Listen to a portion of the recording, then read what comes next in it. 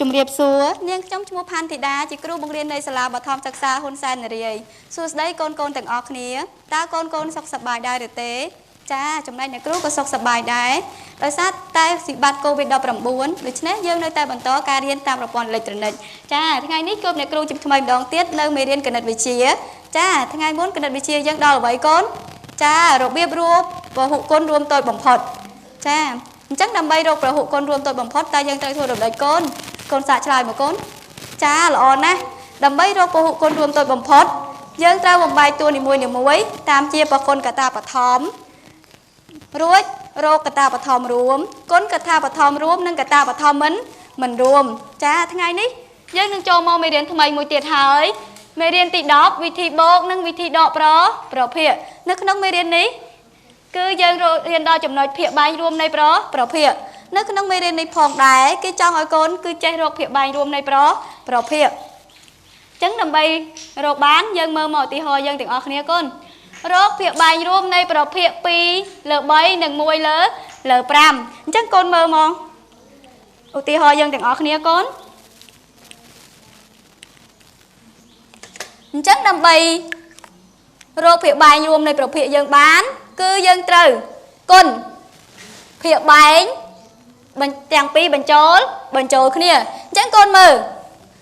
ខាងនេះមានប៉ុន្មានកូនចាគឺមានភាគបែង3ចុះខាងនេះកូនចាគឺ5អញ្ចឹងកូនមើលតើភាគបែងរួមនេះគឺប៉ុន្មានកូនកូនមកចាគឺ10 15អញ្ចឹងកូនមើលតើ3ខ្វះប្រមាណបាន15កូន1ប៉ុន្មានកូនចាគឺកូន1ជាមួយ5អញ្ចឹងកូនត្រូវចាំប្រសិនបើយើងគុណជាភាគបែងជាមួយនឹង5ភាគយកក៏កូនត្រូវគុណជាមួយនឹង5ដូចចាគឺដូចគ្នាអញ្ចឹងកូនមក3 5ដងប៉ុន្មានកូនចា3 5ដងគឺ10 15 2 5ដងប៉ុ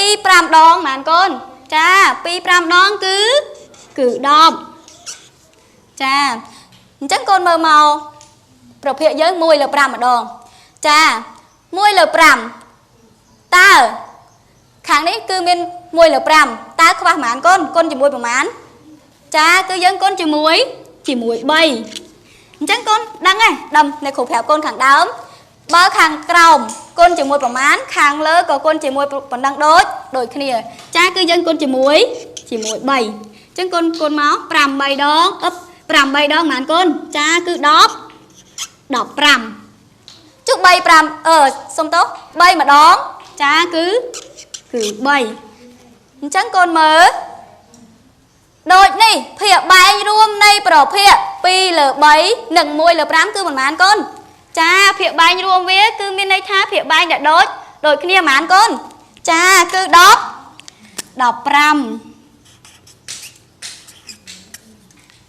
កូនតើណាកូនចាអញ្ចឹងកូនមើលមកឧទាហរណ៍ទី2របស់យើងអានេះមានប៉ុន្មានខ្ទង់កូនរកភាគបែងរួមគឺ2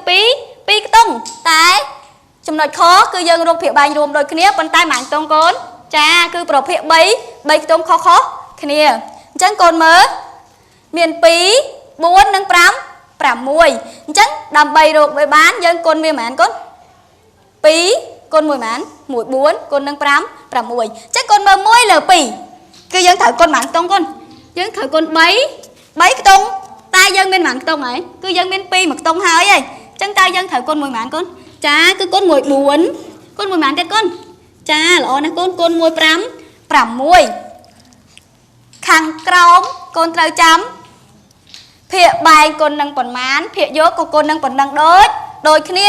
អញ្ចឹងយើងគុណមកគុណជាមួយ4គុណ1ប៉ុន្មានទៀតកូនគុណជាមួយនឹង5 6អញ្ចឹងកូនមក2គុណនឹង4ប៉ុន្មានកូនចា4 2ដង5 8 6ដងប៉ុន្មានកូនចាល្អណាស់កូន8 6ដង45 អញ្ចឹង4គុណនឹង1ប៉ុន្មានកូនចាមួយចំនួនគុណនឹង1គឺនៅខ្លួនឯងដដែល4គុណនឹង6គឺ20ចា24អញ្ចឹងកូនមើលមកទៀត2លើ4កូនមើលមានលេខប៉ុន្មានកូនចាគឺមានលេខ4ខ្វះលេខប៉ុន្មានកូនចាគឺនៅខ្វះលេខ2និងលេខ5លេខ6អញ្ចឹងកូន1ប៉ុន្មានចាគឺកូនជាមួយនឹង2គុណនឹងប៉ុន្មានទៀតកូន ចាក គុណជាមួយនឹង5 6អញ្ចឹងភាគបែងយើងគុណជាមួយនឹង2និង6ភាគយកកូនក៏ត្រូវតែគុណជាមួយនឹង2និង6ដូចគ្នាចាគឺគុណជាមួយនឹង2និង5 6អញ្ចឹងកូនកូនមក48ចា2គុណនឹង2 4 4គុណនឹង6គឺ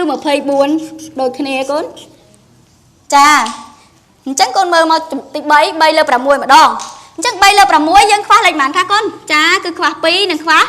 4យើងខ្វះអញ្ចឹងយើងគុណវាជាមួយនឹងប៉ុន្មានគុណនឹង2គុណនឹង4អញ្ចឹង6 2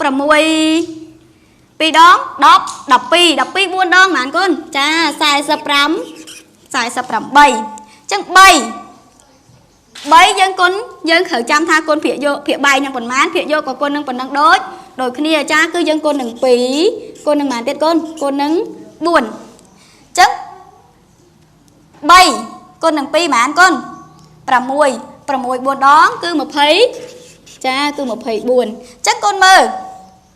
អូប្រភេទរបស់យើងគឺមានភាគបែងយើងគឺមានភាគយក24ដូចគ្នានិងភាគបែង48ដូចគ្នាអញ្ចឹងកូនមើលភាគបែងរួមនៃប្រភេទ1លើ2 2លើ4និង3លើ6គឺប៉ុន្មានកូនចាល្អណាស់កូនគឺ45 48អញ្ចឹងតាមរយៈការមើលឧទាហរណ៍កូនអាចទាញបញ្ញត្តិបានហើយកូនថាដើម្បីរកភាគបែងរួមនៃប្រភេទតើយើងធ្វើដូចម្ដេចកូនចាល្អណាស់កូនដើម្បីរកភាគបែងរួមនៃប្រភេទ2ឬច្រើនគឺយើងគុណអីគេគុណមើលមើលគុណអីអាហ្នឹងគុណភាគបែងទាំងនោះបញ្ចូលគ្នាអញ្ចឹងកូនមើលចម្លើយរបស់កូនទាំងអស់គ្នាមកចាភាគបែងរួមនៃប្រភេទ2ឬច្រើនគឺជាផលគុណភាគបែងនៃប្រភេទទាំងនោះចា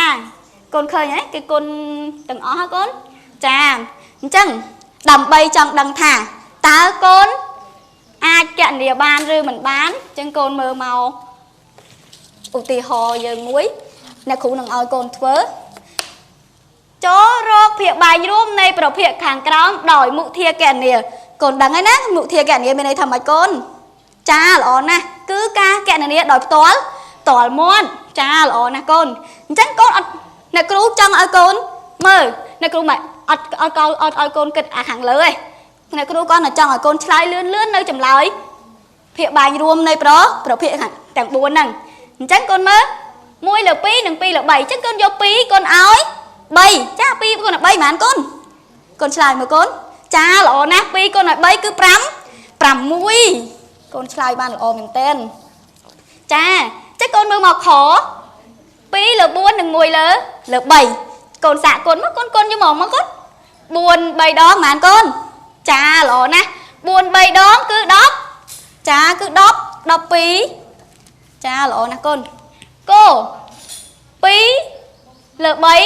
លើ4និង1លើ2មានន័យថាដូចអាខាងនេះអញ្ចឹងឯងកូនអញ្ចឹងគឺយើងគុណវាបញ្ចូលគ្នាមក3 4ដងប៉ុន្មានកូនចាគឺ10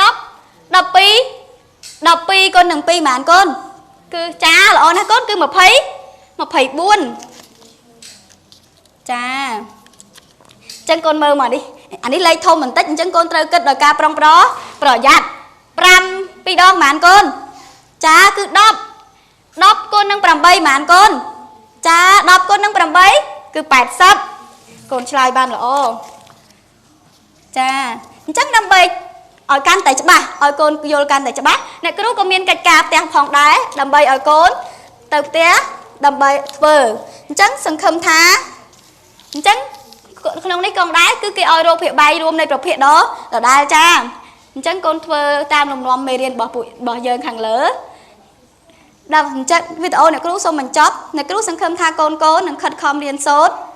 ជាឆ្ងាក់ថែរក្សាខ្លួនការពារខ្លួនពីជំងឺ Covid-19 ដើម្បីឲ្យប្រទេសយើងឆាប់ផុតពីជំងឺនេះផងដែរចាសូមអរគុណសូមជម្រាបលា